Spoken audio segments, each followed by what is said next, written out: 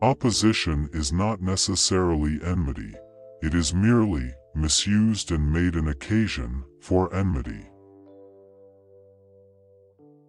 A collection to which nothing can be added and from which nothing can be removed is, in fact, dead.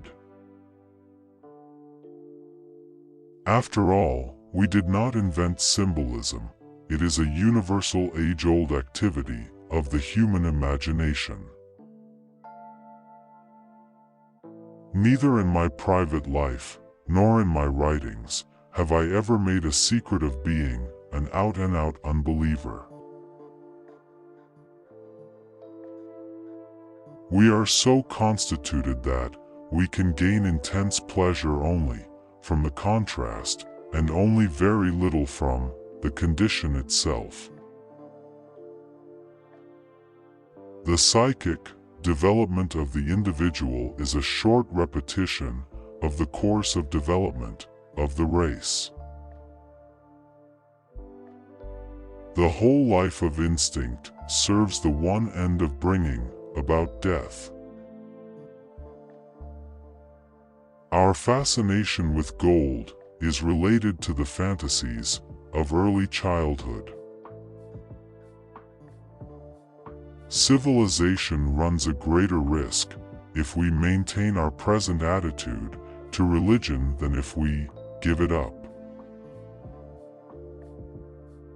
In the important decisions of personal life, we should be governed by the deep inner needs of our nature. This is one race of people for whom psychoanalysis is of no use whatsoever. One day, in retrospect, the years of struggle will strike you as the most beautiful. Unexpressed emotions will never die, they are buried alive, and will come forth later in uglier ways. Analysis does not set out to make pathological reactions impossible, but to give the patient's ego freedom to decide one way or another. The interpretation of dreams is the royal road to a knowledge of the unconscious activities of the mind. The act of birth is the first experience of anxiety, and thus the source and prototype of the effect of anxiety. Religious illusion must bow to scientific truth. It is in total error about the nature of the true world. Only science is not an illusion.